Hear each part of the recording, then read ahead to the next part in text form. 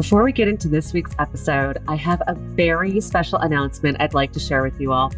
As my valued listeners, I wanted you to be the first to know about the inaugural Women and Wealth Catalyst Summit that I'll be hosting in 2025.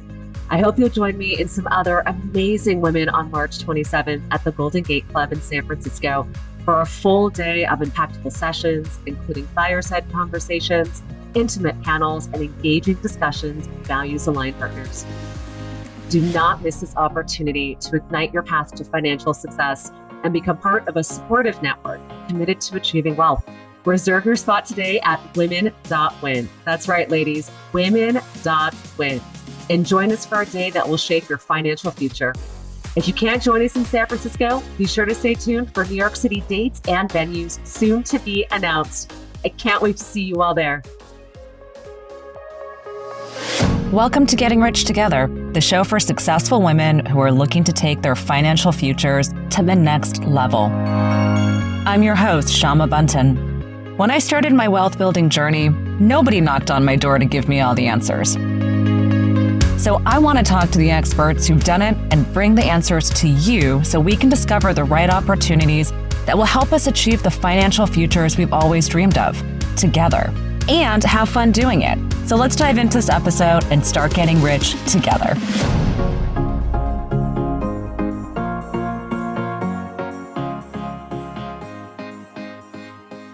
I am here today with the incredible KK Hart. KK, from the moment I met you, I was just so drawn to the light inside of you. You seem like someone who has just really mastered an area of business that I'm so in awe of, which is entrepreneurship through acquisition. But you've also been doing so much with your life in the realm of alignment and drawing to you the things that are most important to you.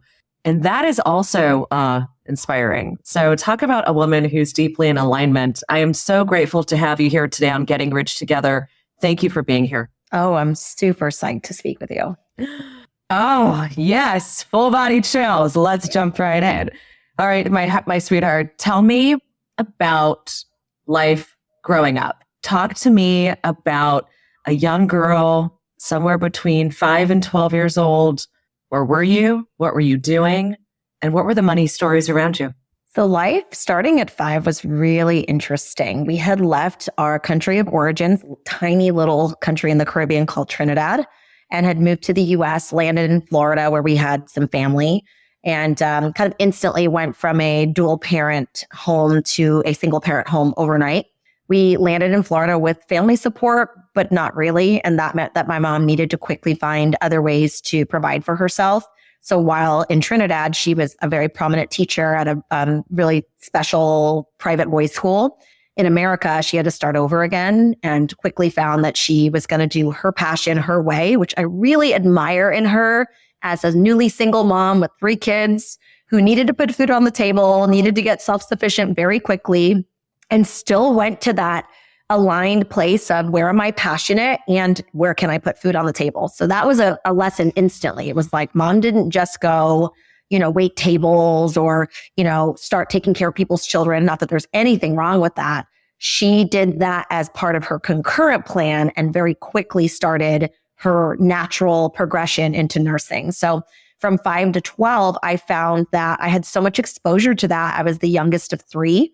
My sisters were so significantly older than me that by the time I was in 3rd grade, one was out the door, graduated from high school, and 2 years later, the next one was gone. So that time frame allowed me to have just this ridiculously open access to my mom, who is, the original boss babe in my life, where she took, a tiny little investment that she had in Trinidad, poured everything into getting us established here in the States, and then chased her passion while finding ways to put money on the table for food and even for luxuries, things that I look back now and realize were not must-haves, were provided for and cared for. So I was starting to see this amazing kind of dual way of being a woman in the culture, which was my mom was equal parts provider, but she also was a nurturer at the level that she could be. So by the time, that time frame of life, I'm learning so much about myself. I start to realize looking back that I always knew education and work was going to be my way out of a hard life. It was going to be my way to really elevate myself in the neighborhood I grew up in, which was the wrong side of the tracks in a very affluent area. So I went to school with all the kids that lived in the mansions and had the doctor and dentist father and mother. But I was the kid, who was doing other things, came from somewhere else and just kind of showed up in ways that people didn't realize was so different because I fit in, I assimilated as quickly as I could. Honestly, looking back, there was a lot of hiding. I remember, where I lived, it was a tiny little place. First, it was an apartment that it was a little, $24,000 condo that we lived in. And I remember walking places with my mom for fun, like on the weekends, and being afraid that someone would see me because they didn't know that part of my life at school, right? I grew up with these kids that had access to everything and they just assumed that about me. I was in, the advanced level classes and I did well. And I started doing gymnastics competitively and eventually cheer. So I feel like I lived a very duplicitous life when it came to what I had resource to do and who I really was. And for a long time, honestly, decades of my life, I really struggled to balance that out. Who am I personally and who am I professionally, right? Who am I on the outside and who am I on the inside? It's deep and it sends me into a place of remembering and managing those two sides of myself in ways that I'm really grateful I figured it out, but I really couldn't have. I could have stayed this weird, duplicitous, divided person my whole life, and it would have turned out very differently. Oh, God. I feel you. I hear you. And I understand. As you were sort of building out this exterior of yourself, in high school, were you so into your studies and your extracurriculars? Did you find yourself wanting to buy things and getting a part-time job? How did you start to close some gaps between the things that were important to you and how you chose to spend your time? Oh, you nailed it. I started realizing that there was an opportunity to manipulate's not a great word, but to find ways to make the life that I wanted fit. And it always came down to money and resource. So for me, a lot of it at the time was kind of selfishly created around this, gymnastics and cheerleading competitive nature that I had inside of me. So I spent a lot of time in my young life alone because it was just mom and I, and therefore mom needed to go work.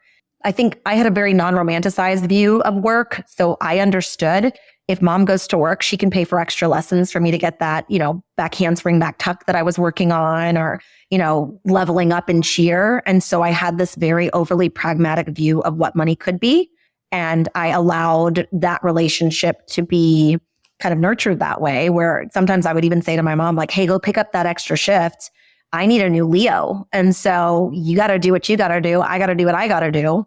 And I'm really grateful I didn't fall into like bad hands or, bad influences at that time. I was laser focused on, what in my mind was like my career as a gymnast and as a cheerleader. But really what it was understanding like, how am I going to break out?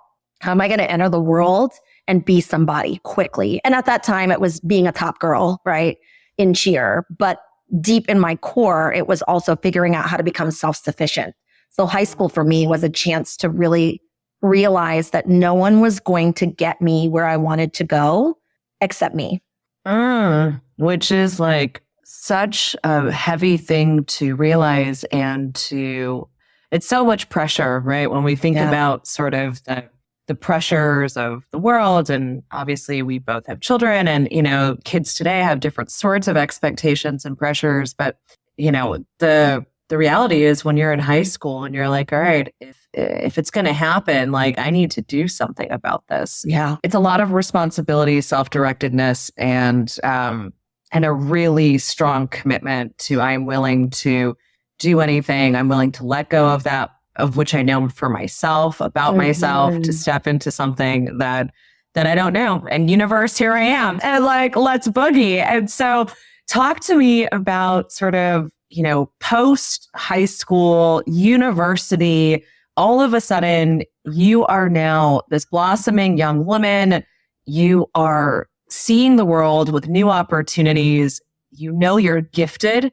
You know that you're talented, that you have determination and hard work. How did you start to export that into the college years? Very quickly. So actually from high school to college, I think the one thing that I really started to do is to integrate my mind and body connection to my actions that were external. Not because I was so slick, by the way, that I like knew that that was going to be trendy and important, but because I realized that the things that I was doing when I look back were basic practices of visualization. Like I had so much free time on my own at home. I would literally stand in the living room and visualize myself doing my gymnastics routine, visualize myself getting on a horse, and eventually got on a horse for the first time and was asked how many years I'd been riding. So like I had been using this skill set without realizing it. So then I get to college and I was successful in manipulating a full ride to university, which was so awesome. And so I went there with a lot of freedom. I purposely chose not to go to college in my hometown so I could have that separation of church and state with my mom. And so I had so much freedom again to reinvent myself, to figure out who I wanted to be in the world. And so I started working. I was doing all the things you do in college to make money, bartending at night and serving in the day. I was doing full-time classes. I had taken a full year of college and high school. So by my second year, I had found out that I could graduate early. And that was like a no-brainer for me. That was a yes. That was like, I'm ready. I need to be in business. I need to be able to really grow out of this fun party girl that I am in college on one side, right? Still duplicitous. And on the other side, I need to make sure that this money I'm making goes somewhere. And I had been making a lot of money in the hospitality industry at that point. It's so interesting. I'd like to remark on the fact that you've used the word manipulate now twice. And, I think what's interesting is figuring something out, or another way to say this is being in the receiving mode to allow for all these things to open up for you. It may not necessarily be manipulative. It's like the idea that like things can come to us and we may be in that unique position to see it, identify it, take action and do it, right? Puts us in these rare, unique moments of being able to receive the opportunities that other people may not see and that they may not know are in front of them. So I think that's really, it's an interesting way to sort of frame up, the things that you have been able to receive so eloquently in your life. Now, in the university days, you're making bank, you're living in a new place. What are you doing with the money? How are you sort of experiencing KK with like some cash flow, right? Is it like, all right, I can finally now buy the things I want. I can finally have a lifestyle. Is it, okay, savings is like, I never want to feel broke again. Like, how did you start to leverage your money to what it was you knew of the world at that time? Talking about getting rich, I never thought of it as having money. I thought of it as building wealth. And so from the very moment money started coming in, I was a very different person with how I thought about spending it. So as a young person, you don't really think about, well, where does this $100 go? What else could I do with it? But as a young person in college looking at building wealth, I was like, this needs to sit in a bank account until I can figure out ways to invest and to grow. So by the time I had finished college, I went ahead and bought my first house. What? Yeah. So that was crazy. I mean, how old were you when you bought this house? 20. Holy bananas. Yeah. Wow. And so did you navigate the entire, loan system, down payments? Did you just kind of take it upon yourself and I'm going to go ahead and learn these things? Did you have people around you to support you during this process? How did you make that determination? So let me give you a time frame. This will explain everything. It was 2006. And so I was told there's no better place to put your money than a house. And for me, I had multiple six figures saved in college. It was insane. I knew I had to put that money somewhere. And so I didn't have a lot of support. I didn't have a lot of knowledge of what that looked like. But I also didn't need to, because at that time there was stated declaration of what your earnings are loans. Sometimes they call them ninja loans. And so I could have got myself in a really sticky situation had I not had the business acumen to go out and get the big girl job that I did, which I knew was going to happen. But I essentially remember meeting a loan officer that said, okay, how much do you think you're going to make? Because you're about to graduate. It was the November of my December graduation. And I told him, and that stated income allowed me, I think, double what I qualified for, what I should have qualified for looking back. And I bought a house, half of that. And honestly, it was half of what I could afford, even on like a shoestring budget. So I bought underneath my means for sure. Wow. What an accomplishment, KK. It was an interesting way to go about life post-college. I was living, and once again, going back to like that mind and body connection, I was putting things in place to really step into what I believed my prowess was going to be, which I always thought was some sort of business. I honestly thought it would be being an employee at a business and retiring in 30 years and, having the cake and the party at that point. But I knew that I needed to do things with money that were countercultural because I already had that little, step behind most of the kids that I grew up with where they had, trust funds and offerings and, family businesses to run. So I knew I had to go out there and create quickly. And that was just my first step and first foray into it as I started a new job, working for Big Pharma. Oh my gosh. Okay. So here you are, 20 years old, super badass. You own a house, you got savings. I mean, you're stepping into a career, a profitable career. So, some people post university. It's like, what do I do? I don't know, but you happen to make some clear decisions here, like I'm going after the big dollars and I'm going to go ahead and build a successful business here and career. Unpack for me what it was like sort of entering into Big Pharma and sort of how you started to navigate things like salary, negotiations. How did you start to look at personal finance and ownership as you were building your career? That's such a good question. So much of it was what I would tell you most people would call being brazen, being, pushy enough to know that I had a worth that maybe was going to be undervalued and not being willing to step away from that. So as an example, when I met my future employer, I went to what was then a sales career fair specifically for big companies. The pharma company was the one I was there for, but there were several. And there was a check-in table there. This is like, I hadn't finished college yet. And it said, hey, you've got to bring your resume over because they're only meeting with candidates that had a minimum of 10 years experience. So I stood in the back. I slipped my resume behind my back and stood behind a line of people and snuck through. That's how I met my employer.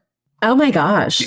Wow. Okay. So you've also got some I was going to say big cojones, but like big ovaries here. You're going in with like, all right, let's play ball. And so, okay. So then you secure this job. Did you negotiate at all for your salary? Were you so excited about the salary that you were like, I can't even believe I'm making this much money? Like what was it like to sort of walk through those early days? That's a money miss for me. I did not negotiate. The way they presented, after months of going back and forth and meeting with 5 or 6 different people in the company, the way they presented the offer was like, this is a take it or leave it deal. And because I knew I had this almost imposter syndrome about how I got in, at the time, the pharmaceutical industry was one of those industries people were all talking about, but there was always this cadence of you have to know someone to get in.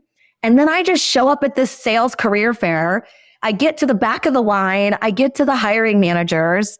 I'm ready to like overstate why I don't meet the pedigree that they're looking for. And they were like, ask me this one or tell me this one thing, sell me this pen. And I did terribly at it, by the way. And then the sales trainer for that same organization was in the room. He taught me a couple things. I won't even tell you I can remember exactly what he taught me. And then he said, do it again. Sell me this pen again. And when I did it, it was so drastically different. I think what he saw is she's coachable. Wow. Let's go. That's what we really need. We don't need 10 years experience of bad decisions that we have to unteach.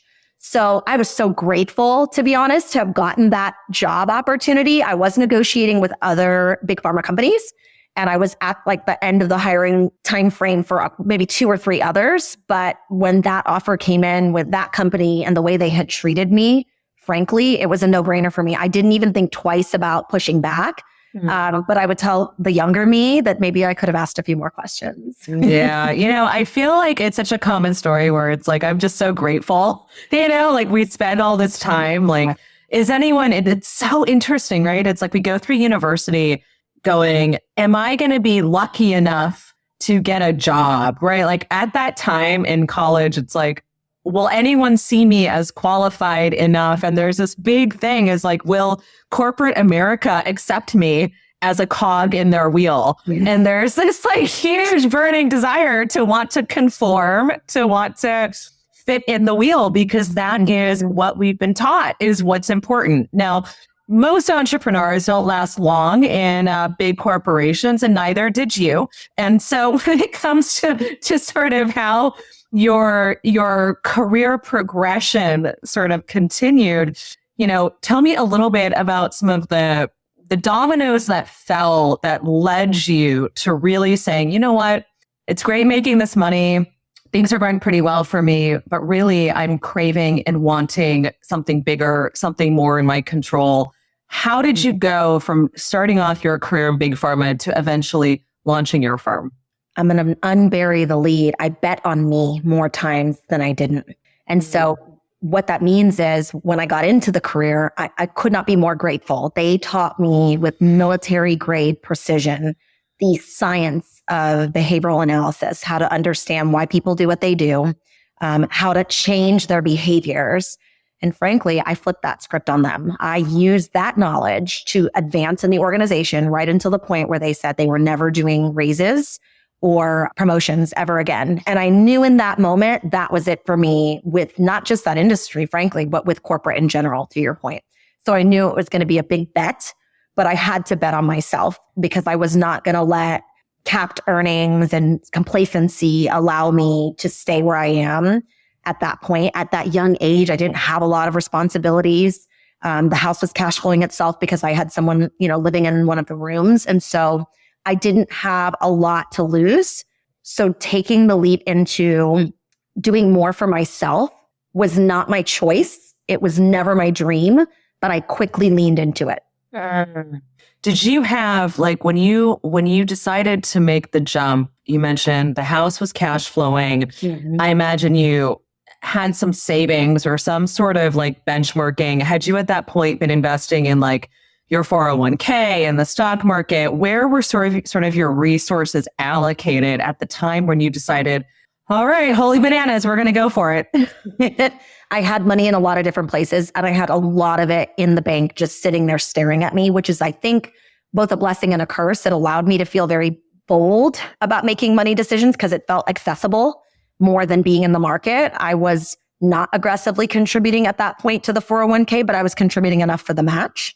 And then I was just starting to figure out other things that I think we now call like alternative funding, alternate means of investing. I was just starting to like peek at what that would be. But I was a hoarder. I love money in the bank. I still do. Security, right? I mean, I think that money represents, especially for many of us who grew up without, money represents security and freedom. And I can totally understand that. And so when you did decide to jump ship, then was it, hey, let me moonlight as a consultant and kind of get this practice going? Was it, I'm just going to 2 feet, jump right in? Did you calculate runway? Was there any business modeling? Like, how did you go from security to, which is, I believe, false security at times, but, we'll call it, corporate security, to the security of yourself, right? What did you do to sort of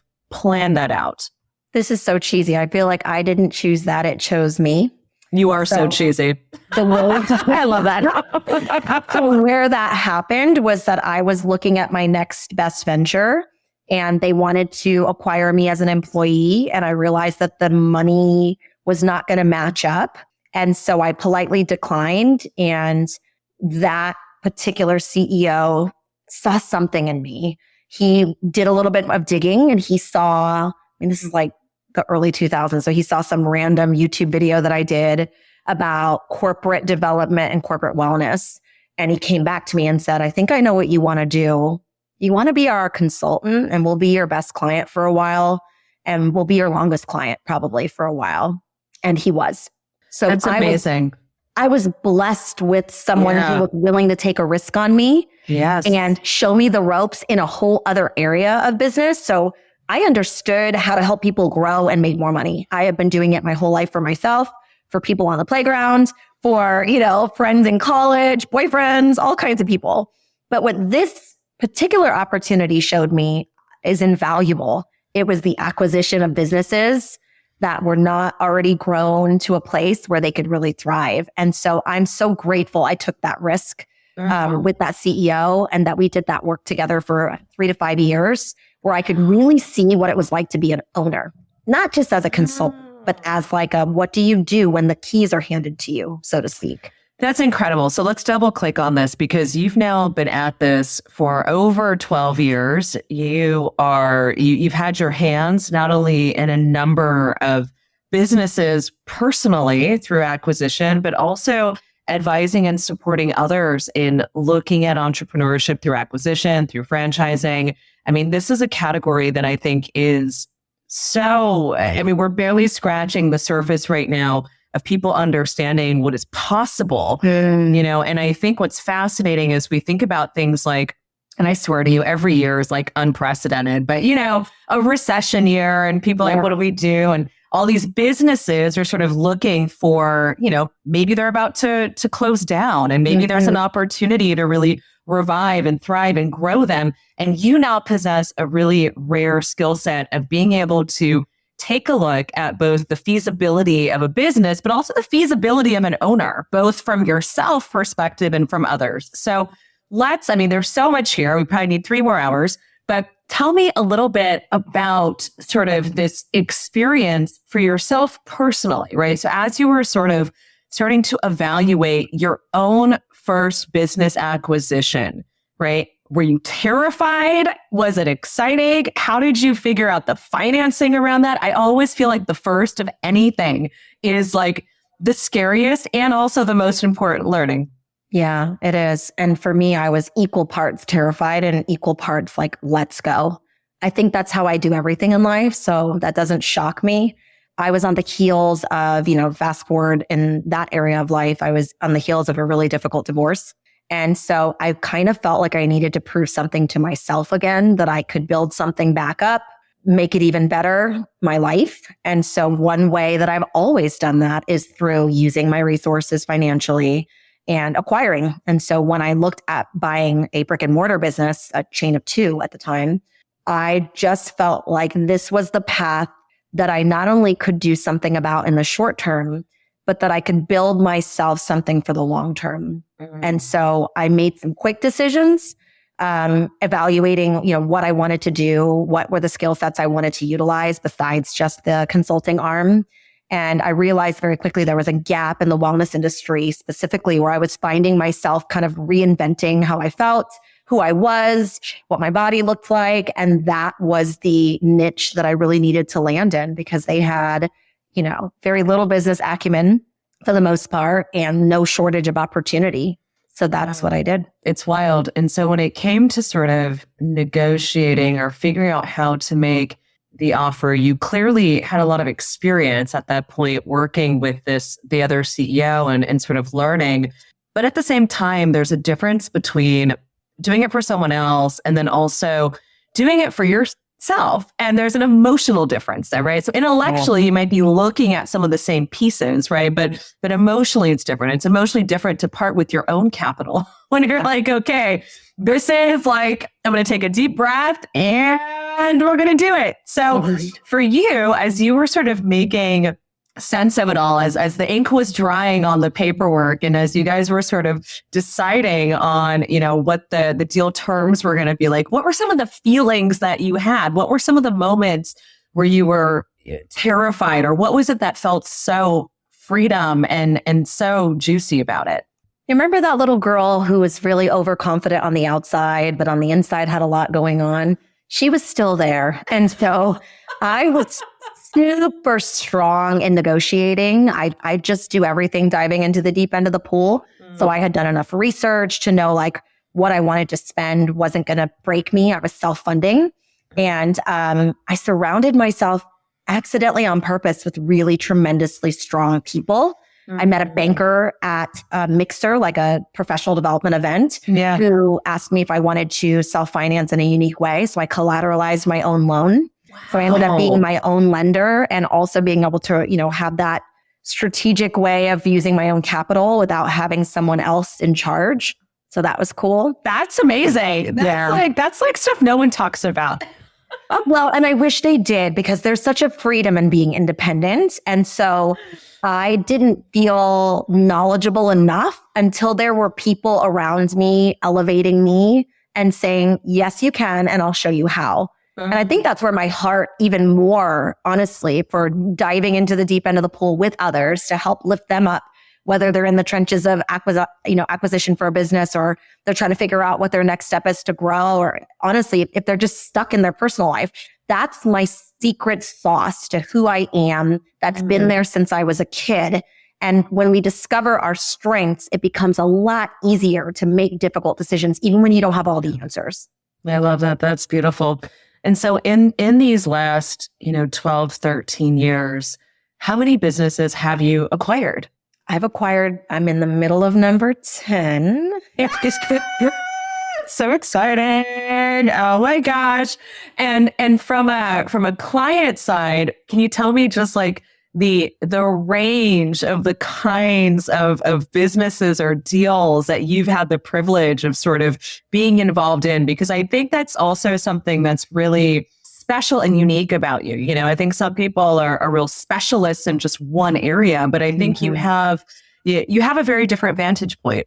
Thank you. I believe being multidisciplinary is my mojo. It helps me to see trends faster. It allows me to see best practices from other industries that aren't being taken advantage of, industries that I serve. And so I've been at every level of the deal at this point, working with a solopreneur who just, got keys to a studio they need to build out, or a business they need to build out, all the way through helping clients exit with private equity or venture capital, going public. I've been so blessed that I've been at every level of growth at this point. I would say my sweet spot is always the area of which that you go from great to better. So anytime I'm able to help someone do that, it just feels like you help them more personally as well as professionally. And that's really the niche I tend to sit in today, where I work with, heart leading businesses of almost every background at this point, any niche. But the big difference is they're doing well and they want to take it to the next level and do better, but without selling their soul or burning out. I think that's that interesting way of niching myself, where I'm working with this, top performing human or their team or entity, but we're doing it in ways that feel authentic and that feel responsible and ethical and right-sized for the environment that they're in. It's incredible. I think standing here today, KK, you've put yourself very deliberately in a very different place from when you were once 5 years old. Yeah. Your environment, circumstances, choices, opportunities. You're also now a mother. And that is a whole other set of opportunities and experiences. And certainly when it comes to things like money and values and how we look at things, you now get to present and have a family in a different way than you grew up. What has that been like? What are you noticing about yourself? How do you plan on teaching, what it's like to sort of think about money, think about opportunity? I think it's the best reinforcement of the values I've known that I've had for a very long time. And it's also a reason for me to be very, very careful about how I show up with my children and how I show up with my family and how I show up with my clients. There's a level of wanting to lock arms and lift everyone up with me that I think was always there, but was very guarded and boundaried. And now being a mom, especially being a mom in the unique way that I am, I adopted my kids out of foster care. I think what it tells me is that there's nothing wrong with legacy building. And I spent much of my early life apologizing for some of the things that I've done. I would be asked questions, sometimes with really good-hearted nature. I can remember my fourth acquisition, my dentist had heard that I had acquired, and I had bought out a business his wife had attended for some time and visited. And so he made this silly comment about, who do you think you are? Like, who do you think you are growing and thriving and having the resources to do this? And while it was collegial and playful, I never want someone to feel small about the amazing things they're doing. And so now I have to put my money where my mouth is, so to speak, with my daughter, with my son, and help them to see that there is absolutely nothing wrong with building a legacy, ethically, of course. I love that. That's my future. That's beautiful. And it parlays into this great question here, which is, we're living longer than ever, which means that technically, you and I are just, we're like teenagers in the lifespan of the lives that we will live. And yet we've learned so much. And I feel like we're so grateful to sort of have the opportunities and experiences that I do now. Mm-hmm. But there's so much more to do. And it almost feels, KK, as if you've unlocked some of the keys to the castle of how this world operates. What is it you can do within it, how you can build it, and also what you can receive. And so as you look at this body of work now that not only you've built, but that you are building, if I was to transplant you into the future at a young age of 103, what might be this body of work that you would look back upon? What is the legacy you're looking to leave? Balance. My goal is to help people to see that your professional goals are personal. And so you don't do well in the world to dim your light. Yeah. That's a real powerful one. That's like it's really beautiful. And my love, money has been so instrumental in doing so much. And clearly, investing, buying businesses, it's so fun to hear of your financial ecosystem. But I also love the ways in which we get to spend our money and have fun with our money. Mm-hmm. And so do you feel like you are at a homeostasis in your financial life where you get to buy the things that you love and need and that you cherish? And if so, what are your most favorite purchases that you get to make? I 100% do. And yet with that freedom, I work for fun now. So much of what I do, I can give how I want to give, and I can set terms that are favorable for more than just me, which is really edifying for me. But it also made me realize how little I need and how much I really value the people and the experiences and less about the material things. I've actually gone completely backwards with the ability to pay and the lack of willingness to. So I'm much more of a minimalist now than I ever was. Which then frees me to be very generous with the people that I support, with charities that I believe in, with living my values, with wanting to, assemble women in a way where we're elevating ourselves and together.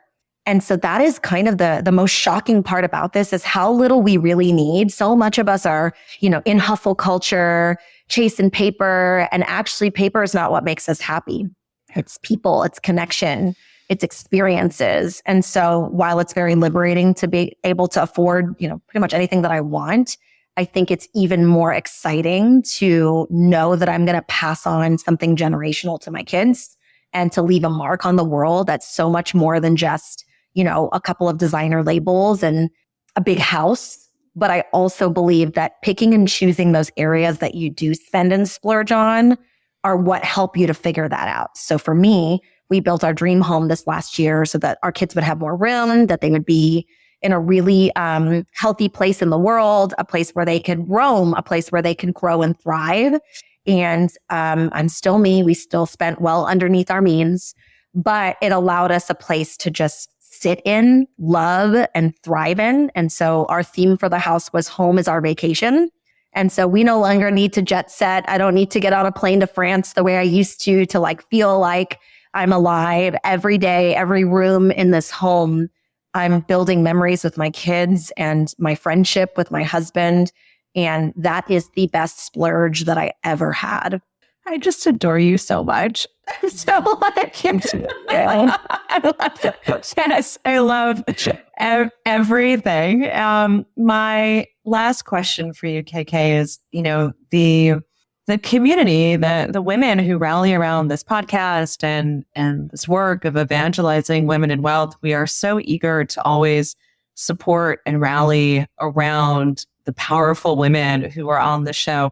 What is it you are calling in right now? How can we support you? What do you need? I'm always looking for my next best success story. I love elevating businesses. to a place where they're really sustainable, that they're not just like cash flowing and profitable, but that the owner's life is truly better. And since I work in just about every niche you can think of, I'm always looking for that next best success story where we can, pop the bubbly and cheers each other, not just on more money. I love what money has done for me. I love what it does for others. But my best and favorite stories are when the money is there and the marriage is great. The money is there and the kids are thriving. And that is the thing that just gets me out of bed every morning. So excited to do what I do. Oh, sweetheart. That's such a gift to have you on the show. I am so excited to be in community with you and everything that you stand for. Thank you for being open and vulnerable and intimate with us here today. I appreciate you. I cannot say enough about what you're building here. I think as women in general, we're always so apologetic about money. We're always so willing to play ourselves small. And what you're doing is creating a space for women to realize that they can be bold, that they can be fantastic, and that they can really be whoever they're meant to be in the world. So I'm really appreciative that you had me today and that you have space for this in your life and with what you're doing. Thank you, KK. Thank you so much for tuning into this episode of Getting Rich Together. Please take a minute to subscribe. And if you like this episode, I'd love it if you could share it with a friend who is ready to elevate their financial future. Until next time, let's keep getting rich together.